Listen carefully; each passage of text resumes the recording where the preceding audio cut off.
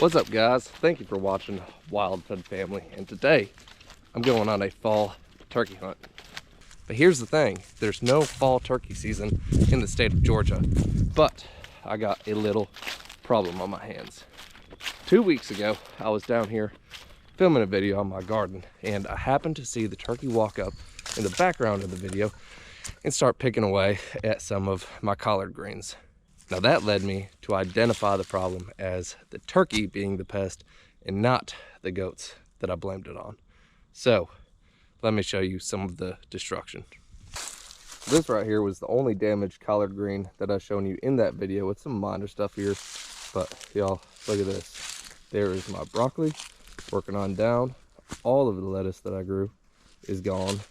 They skipped over the red lettuce for some reason, and they are working their way down through the cabbage patch as of today. But I've had enough.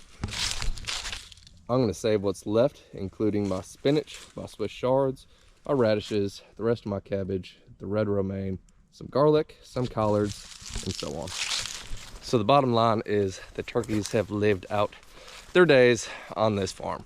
And it's kind of a good thing, because they are meat turkeys to begin with. They're the big white ones. That's typically what you're going to get in the grocery store.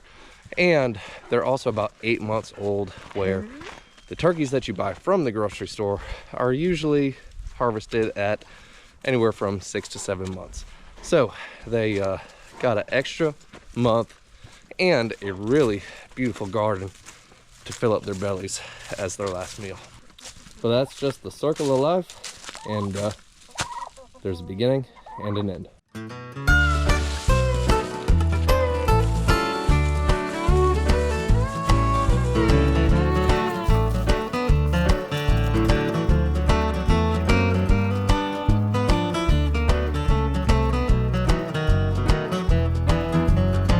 So I'm going to give these birds a good plucking right here, and just a tip for anybody that raises their own meat birds or hunts ducks, quail, pheasant, whatever fowl it may be. Always pluck your birds when it's hot. If you plan on plucking, the feathers come out a lot easier and cleaner.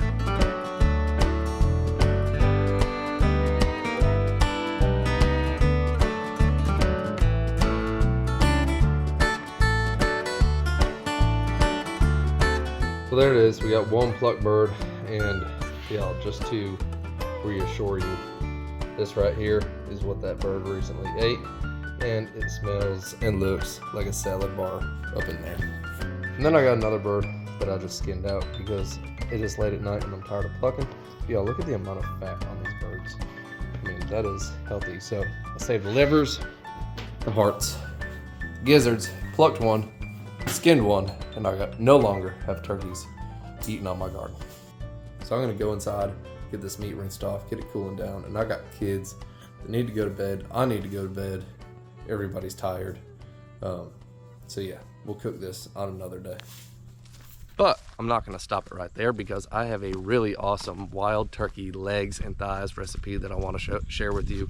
And although this is a domestic breed, it's probably as close to a wild turkey as you're going to get. The reason I say that is only when they were chicks is when they ate grain, but for the most part, they wandered around the yard, ate grass, bugs, and just a little bit of grain that was left over that scattered out of the chicken pen. So let's go inside and get to cooking. All right, so the very first thing we're gonna start with is the turkey. Now this is the turkey leg and thigh. It's got the bone in and it is skinned. Now, if you want to pluck your wild turkey or whatever turkey, then yes, you can use the skin, but typically this is what you're gonna see with the wild turkey. That's why I chose the skinless leg.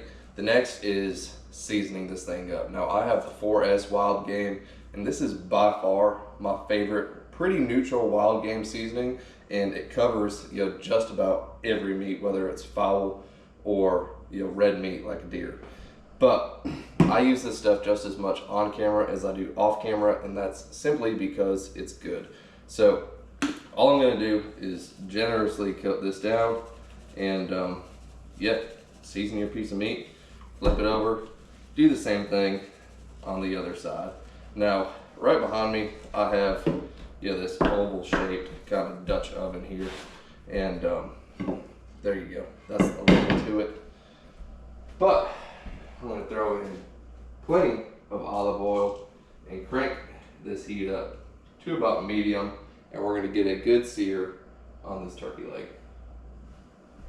And in case you're wondering where to get this, I'm gonna put a link in the description. It's gonna be an Amazon link, and matter of fact, I need to restock as well.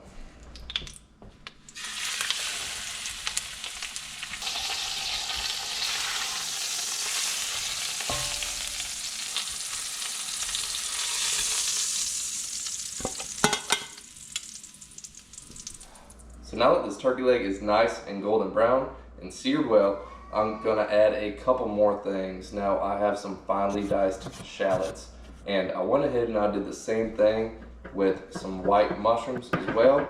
And also I have some bacon ends and pieces.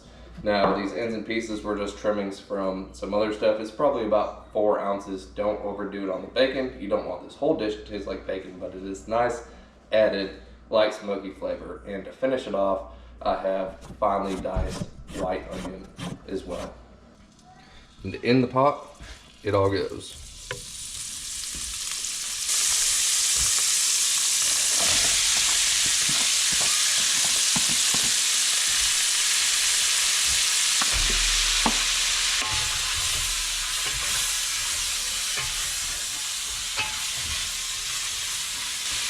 Last but not least, a whole stick of butter. While this cooks down, feel free to add salt and pepper. Hey. While this cooks down, feel free to add salt and pepper as needed. Now once you get it to this translucent stage, kind of push everything off to the side and make a pocket for your turkey fillet.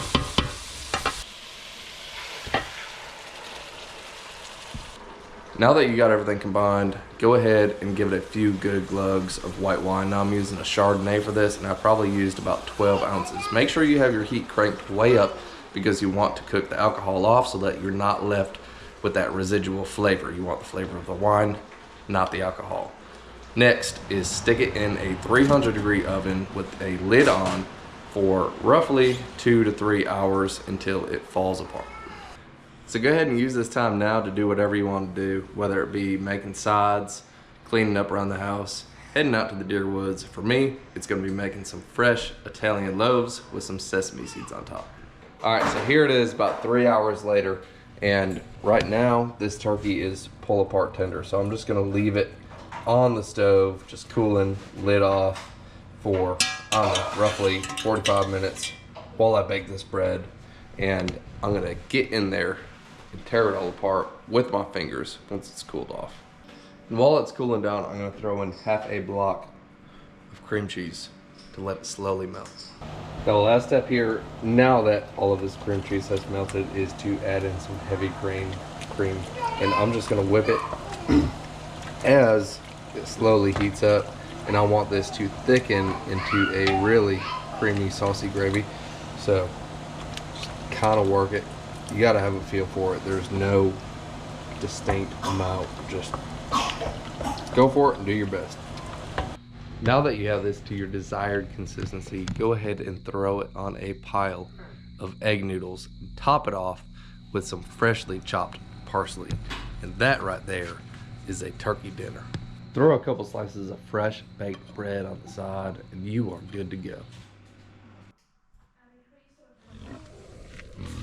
So whether you're out there knocking down wild turkeys or you're raising them on your own, which I highly recommend as long as you can keep them out of your garden, this is a great recipe for you to use.